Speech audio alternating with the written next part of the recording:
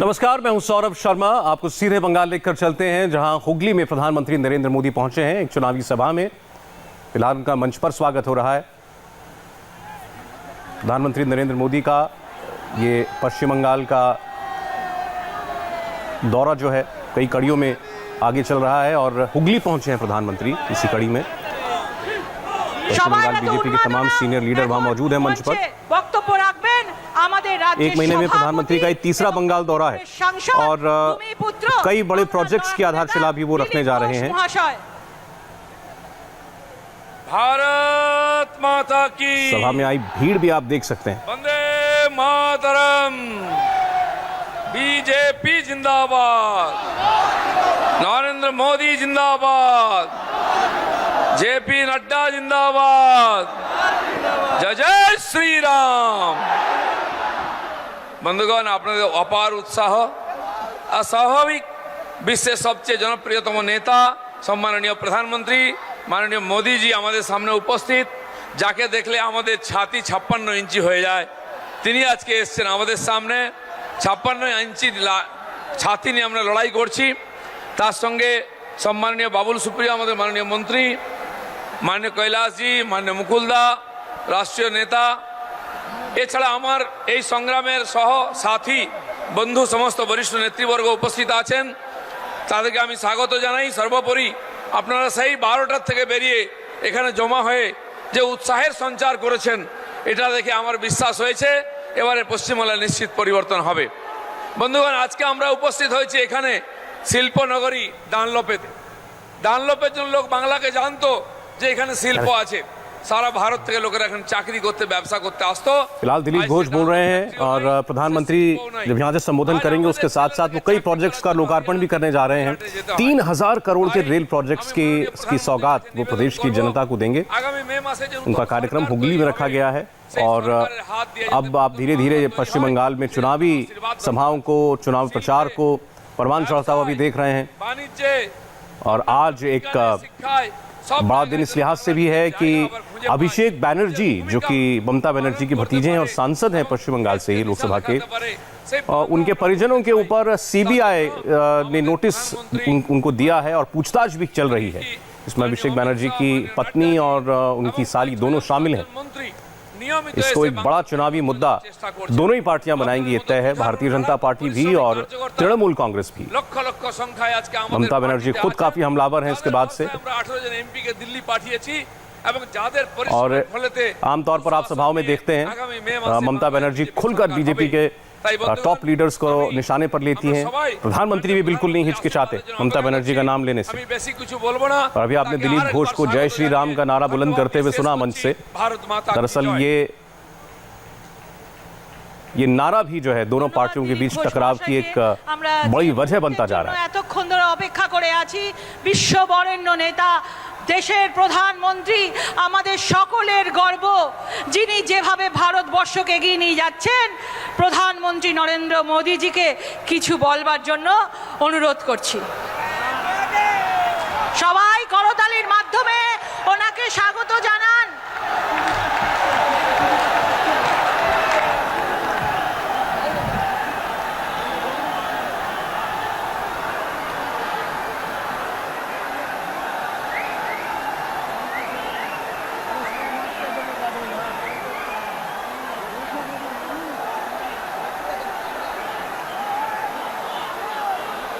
भारत माता की,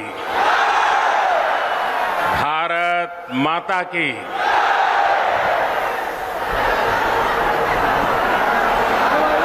হুগলি নদীপুর বাংলার জল জীবনধারা,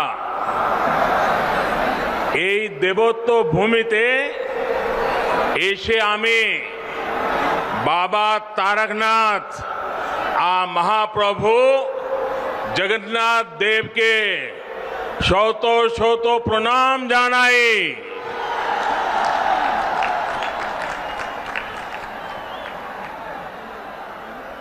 आप लोगों का ये उत्साह, ये उमंग, ये ऊर्जा कोलकाता से लेकर दिल्ली तक बहुत बड़ा संदेश दे रहा है। अब पश्चिम बंगाल परिवर्तन का मन बना चुका है।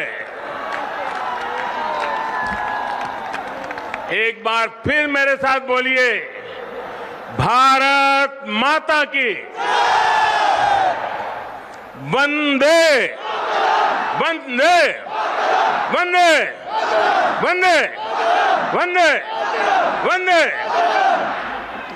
साथियों, आज इस वीर धरा से पश्चिम बंगाल अपने तेज विकास के संकल्प को सिद्ध करने के लिए एक बड़ा कदम उठा रहा है। पिछली बार मैं आपको गैस कनेक्टिविटी के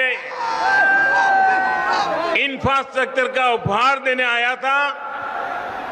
आज रेल और मेट्रो कनेक्टिविटी को मजबूत करने वाले महत्वपूर्ण काम शुरू हो रहे हैं।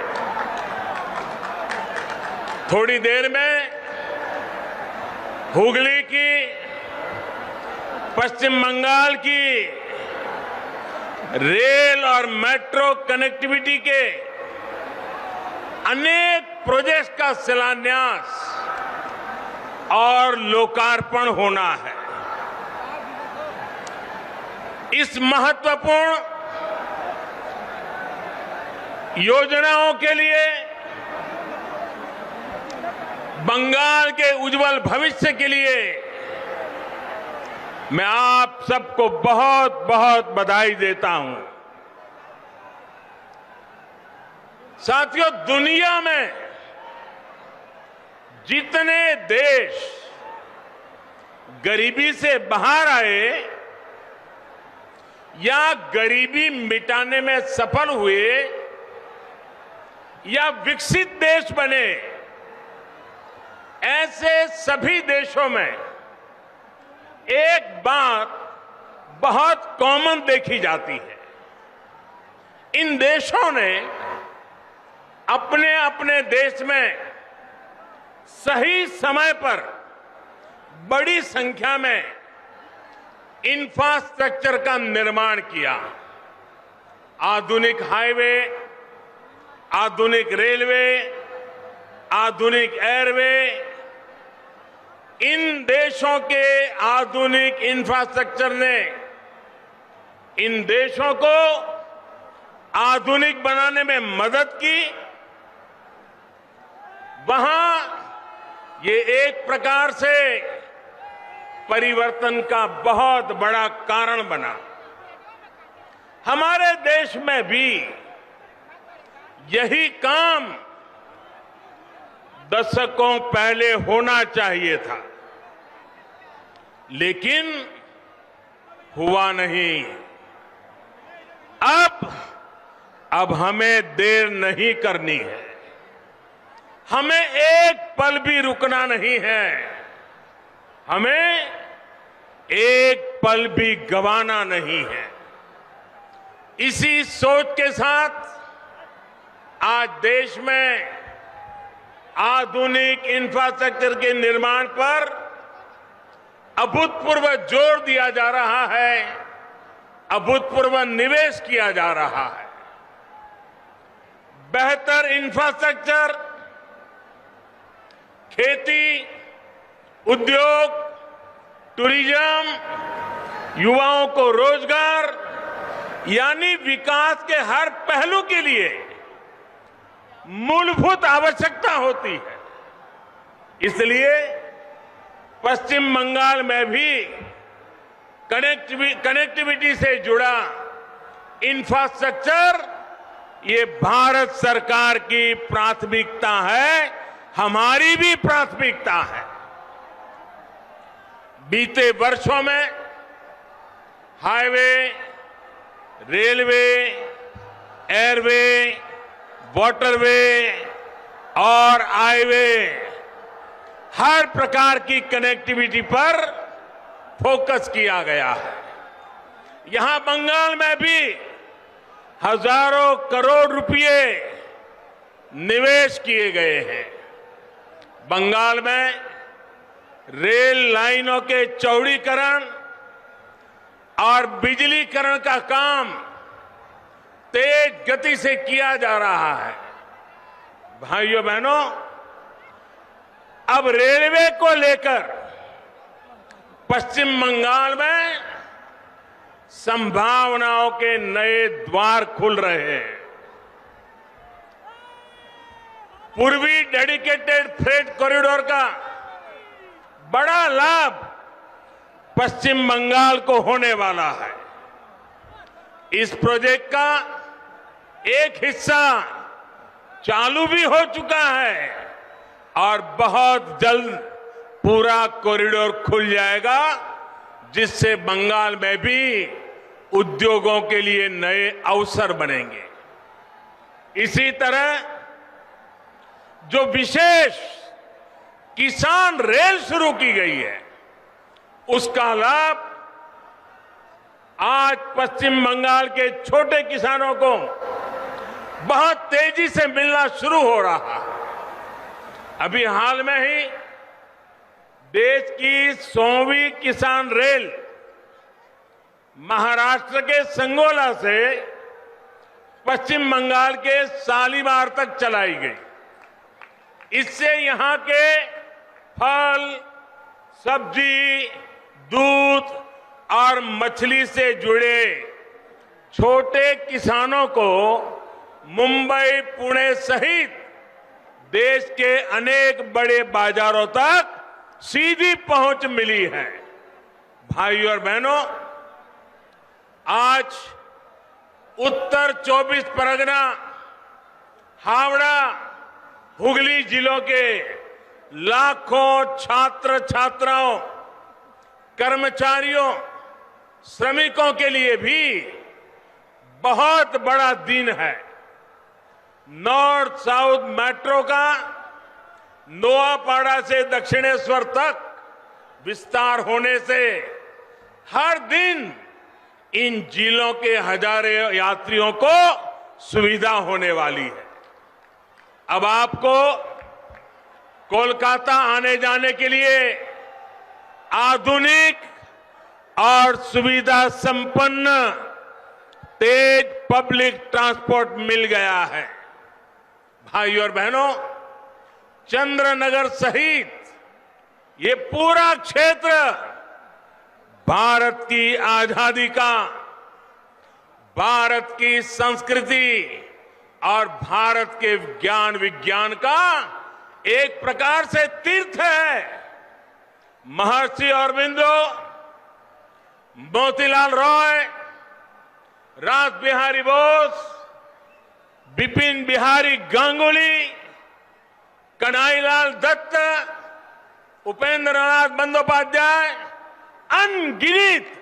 अनगिनत ऐसे महान व्यक्तित्व का नाता इस धरती से है।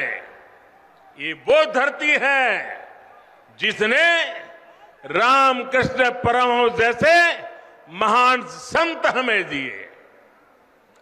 माउंट एवरेस्ट को मापने वाले महान गणितज्ञ राधानाथ सिगर, महान भाषाविद बुद्धदेव मुखर्जी, ऐसे मनीषियों का भी नाता इसी मिट्टी से रहा है। मुझे हैरानी है, इतने वर्षों में जितनी भी सरकारें यहां रही हैं, उन्होंने इस ऐतिहासिक क्षेत्र को, इस पूरे क्षेत्र को अपने हाल पर ही छोड़ दिया। यहां के इंफ्रास्ट्रक्चर को, यहां की धरोहर को बेहाल होने दिया गया। मुझे बताया गया है कि वंदे मातरम भवन, जहां बंकिम चंद्र जी 5 साल रहे, कहते हैं कि वो तो बहुत बुरी हालत में है। ये वो भवन है जहां उन्होंने वंदे मातरम की रचना को लेकर मंथन किया। वो वंदे मातरम जिसने आजादी की लड़ाई में नए प्राण फूके, हमारे क्रांतिवानों को नई ताकत दी, मातृभूमि को सुजलाम सुफलाम बनाने के लिए हर देशवासी को प्रेरित किया। वंदे मातरम सिर्फ इन 2 शब्दों ने गुलामी की निराशा में जी रहे देश को नई चेतना से भर दिया था। ऐसे अमर गान की रचना करने वाले के स्थान को न संभाल पाना बंगाल के गौरव के साथ बहुत बड़ा अन्याय है, और इस अन्याय के पीछे बहुत बड़ी राजनीति भी है। ये वो राजनीति है जो देशभक्ति के बजाय वोट बैंक, सबका विकास के बजाय तुष्टीकरण को बल देती है। आज यही राजनीति बंगाल में लोगों को मां दुर्गा की पूजा से रोकती है, उनके विसर्जन से रोकती है। बंगाल के लोग वोट बैंक की राजनीति के लिए अपनी संस्कृति का अपमान करने वाले ऐसे लोगों को कभी माफ नहीं करेंगे।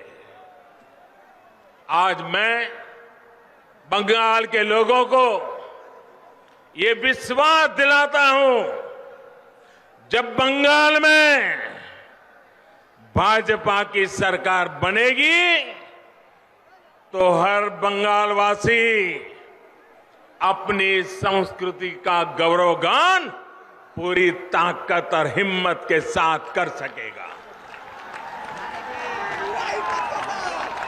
कोई उसे डरा नहीं पाएगा, कोई आपको दबा नहीं पाएगा।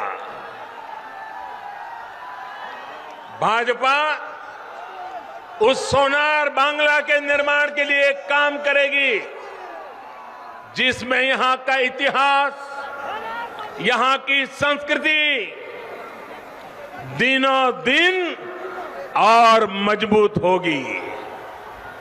ऐसा बंगाल जहां आस्था, अध्यात्म और उद्यम सबका सम्मान होगा। ऐसा बंगाल जहां विकास सभी का होगा, तुष्टीकरण किसी का नहीं होगा। ऐसा बंगाल जो टोलाबाजी से मुक्त होगा, रोजगार और स्वरोजगार से युक्त होगा। भाइयों और बहनों, आजादी से पहले बंगाल देश के अन्य राज्यों से बहुत आगे था, लेकिन जिन लोगों ने बंगाल पर राज किया, उन्होंने बंगाल को आज इस हालत में पहुंचा दिया।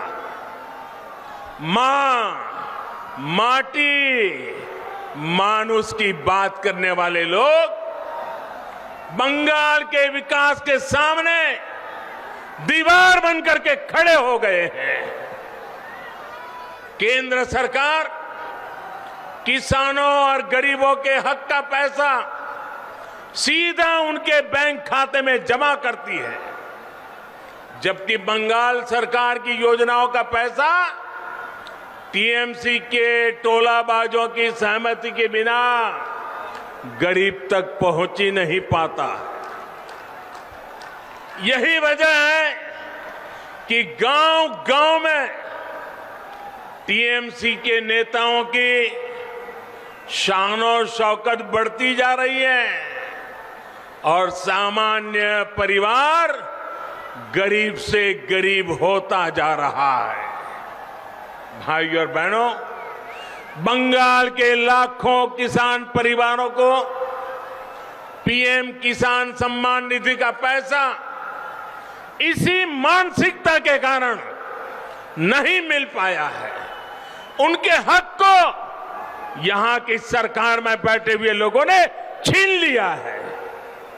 बंगाल के लाखों गरीब परिवार आयुष्मान भारत योजना के तहत 5 लाख रुपए तक के मुफ्त इलाज की सुविधा से आज भी वंचित है। गरीब को सुविधा मिले, इन प्रयासों को कैसे यहां रोका जाता है, इसका एक और उदाहरण मैं आज बंगाल की धरती पर आपको देता हूं। देश के गांवों में हर घर तक पाइप से पानी पहुंचाने के लिए जल जीवन मिशन चल रहा है।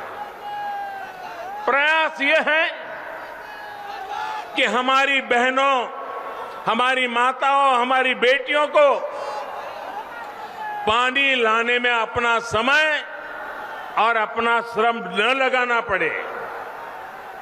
प्रयास यह है कि हमारे बच्चों को प्रदूषित पानी से होने वाली अनेक बीमारियों से बचाया जा सके।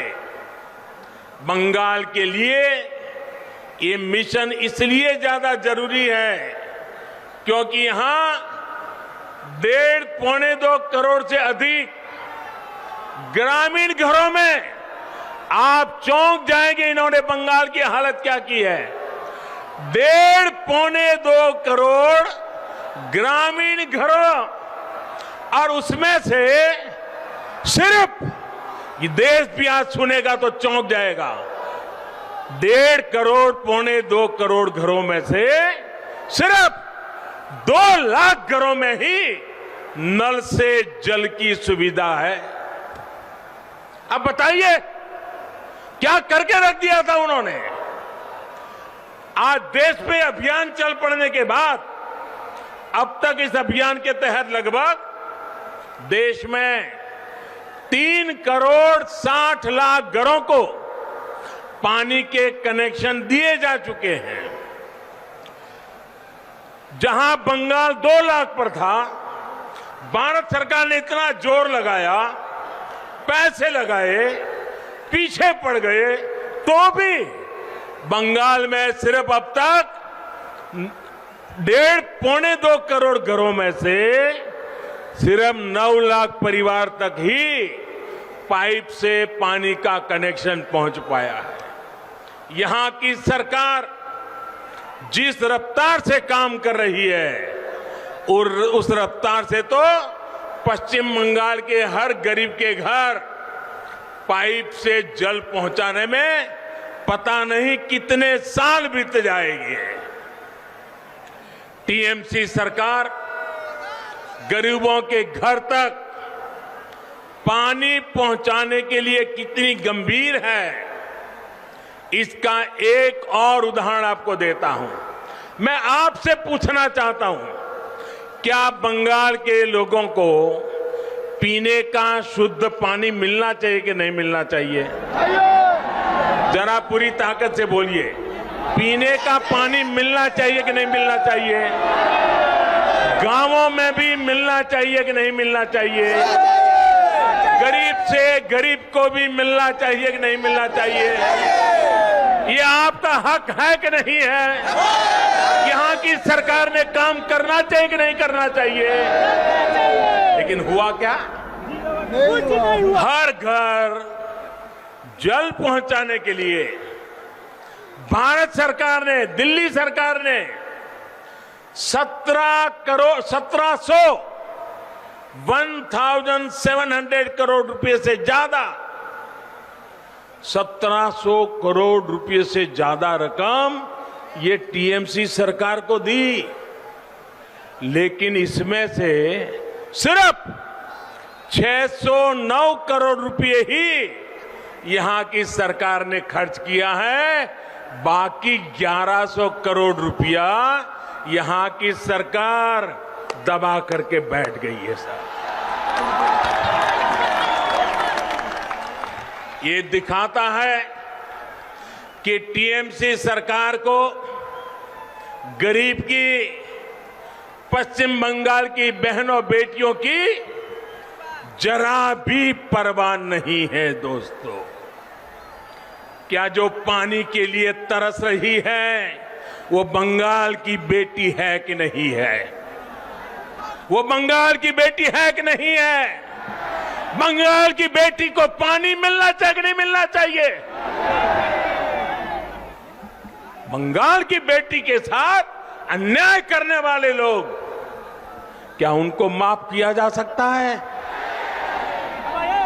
भाई और बहनों, पश्चिम बंगाल में भाजपा की सरकार सिर्फ सत्ता में परिवर्तन के लिए नहीं, बल्कि आसोल परिवर्तन के लिए बनानी है। आसोल परिवर्तन, बल्कि यहां कमल खिलाना इसलिए जरूरी है ताकि पश्चिम बंगाल की स्थिति में वो आसोल परिवर्तन आ सके, जिसकी उम्मीद में आज हमारा नौजवान जी रहा है। ये हुगली अपने आप में बहुत बड़ा उदाहरण है कि बीते दशकों की अव्यवस्था ने पश्चिम बंगाल को किस हाल में पहुंचा दिया है। हुगली जिला तो भारत में उद्योगों का एक प्रकार से हब था।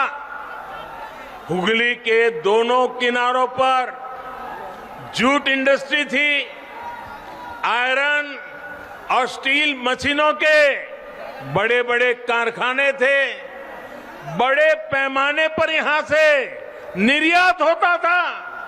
लेकिन अब आज हुगली की क्या स्थिति है, ये आप भली भांति जानते हैं। एक समय था जब पूर्वी भारत के अनेक लोकगीतों में घर घर में माताएं बहनें किसी भी शुभ अवसर पर जो गीत गाती थी, जो लोकगीत गाए थे, उसमें गाया जाता था कि घर के लोग कमाने के लिए कलकत्ता गए हैं। उस समय शब्द प्रयोग करते थे, कलकत्ता गए हैं। इन गीतों में ये उम्मीद लगाई जाती थी कि कलकत्ता से आते समय अपना परिवार का व्यक्ति जब घर लौटेगा तो वो घर के लिए कलकत्ता से क्या क्या लाएगा, कौन कौन से उपहार लाएगा, कौन से जो चीजें कलकत्ता में नहीं बनी है वो अब हमारे गांव, हमारे घर में आएगी। ऐसे गीत बंगाल के बाहर, उड़ीसा हो, बिहार हो, आंध्र तेलंगाना तक, इधर आसाम, नॉर्थ ईस्ट, लोग घर में गाते थे। ये कलकत्ता की कीर्ति थी उस जमाने में। अब ये सब बदल गया है। अब इस औद्योगिक शहर के निवासियों को, बंगाल में बहुत से निवासियों को काम करने के लिए दूसरों के यहां, दूसरे राज्यों में जाना पड़ रहा है। इस स्थिति को बदलने का काम बंगाल में बनने वाली और जो सरकार बनाना आपने ठान लिया है, जो सरकार बनाना आपने तय कर लिया है, वो भाजपा सरकार बनते ही उस दिशा में एक के बाद एक कदम उठाएगी।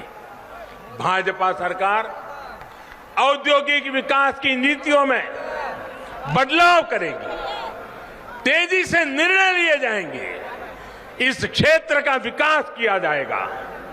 साथियों, एक दौर था जब पश्चिम बंगाल की जूट मिलें देश की अधिकांश जरूरतों को पूरा करती थी, लेकिन इस इंडस्ट्री को भी अपने हाल पर छोड़ दिया गया था, जबकि इससे हमारे किसान हमारे श्रमिक, हमारे गरीब, उनका इस व्यवसाय से सीधा नाता था। जब से केंद्र में भाजपा सरकार आई है, तब से जूट किसानों की विशेष चिंता की गई है। अब तो गेहूं की पैकेजिंग में भी जूट के बोरों को कंपलसरी किया गया है। चीनी की पैकिंग के लिए भी बड़ी मात्रा में जूट का उपयोग हो रहा है। साथियों, हुगली के आलू किसान जो यहां की शान रहे हैं, उनकी स्थिति भी किसी से छिपी नहीं है। यहां के आलू और धान, इसके जो किसान हैं, उन किसानों को कौन लूट रहा है, ये मुझसे ज्यादा आप लोग जानते हैं। जब तक यहां फूड प्रोसेसिंग के कारखाने नहीं लगेंगे, जब तक किसानों को अपनी उपज बेचने की आजादी नहीं मिलेगी, तब तक ना तो किसानों का हित होगा और ना ही मेरे मजदूर भाइयों बहनों का होगा। साथियों, बंगाल में निवेश के लिए उत्साह की कमी नहीं है। मुसीबत है सरकार ने जो माहौल बनाया है, कट कट कट का जो कल्चर बनाया है, सिंडिकेट के हवाले बंगाल दे दिया है, उसी के कारण ये माहौल बिगड़ता गया है। जब भी मैं विदेश में प्रवासी बंगाली बहनों भाइयों से मिलता हूं, तो अपनी मातृभूमि के लिए योगदान देने के लिए हर बंगाल का बेटा बेटी आज दुनिया में कहीं भी होगा, वो यहां के लिए कुछ करना चाहता है। लेकिन उनकी सिर्फ एक ही शिकायत रहती है कि वो योगदान करे भी तो कैसे करे। आज के पश्चिम बंगाल में किराए पर, अगर किराए पर बिल्डिंग भी लेनी हो तो उसमें भी कट लगता है। और ये ऐसे बदमाशी कर रहे हैं कि दोनों तरफ से कट लेते हैं। बिना सिंडिकेट की इजाजत के किराए पर बिल्डिंग भी नहीं ले सकते। इस स्थिति को पश्चिम बंगाल के बारे में बनाई गई इस धारणा को हमें मिलकर के बदलना है। और इसलिए यहां आसोल परिवर्तन लाना है, यहां पूर्व बहार से कमल खिलाना है। साथियों, बंगाल का विकास तब तक संभव नहीं है जब तक यहां सिंडिकेट का राज रहेगा। बंगाल का विकास तब तक संभव नहीं है जब तक यहां टोलाबाजों का राज रहेगा। बंगाल का विकास तब तक संभव नहीं है जब तक कट कल्चर बंगाल में रहेगा। बंगाल का विकास तब तक संभव नहीं है जब तक शासन प्रशासन गुंडों को आश्रय देगा। बंगाल का विकास तब तक संभव नहीं है जब तक कानून का राज पश्चिम बंगाल में स्थापित नहीं होता।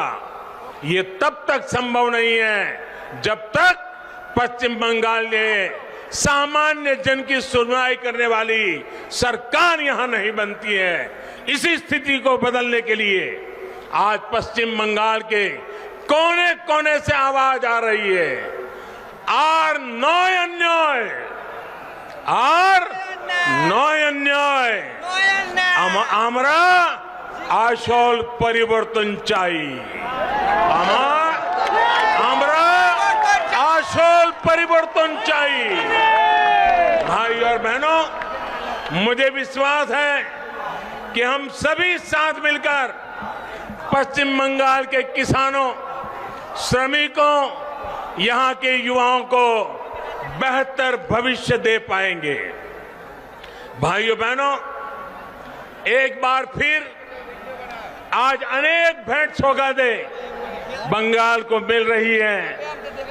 उज्जवल भविष्य के लिए ये इंफ्रास्ट्रक्चर के काम आने वाले हैं। और इस सब के लिए आप सबको मैं बहुत बहुत बधाई देता हूं। मेरे साथ दोनों हाथ ऊपर करके पूरी ताकत से बोलिए, भारत माता की, भारत माता की, वंदे वंदे वंदे वंदे वंदे वंदे वंदे वंदे वंदे वंदे वंदे वंदे।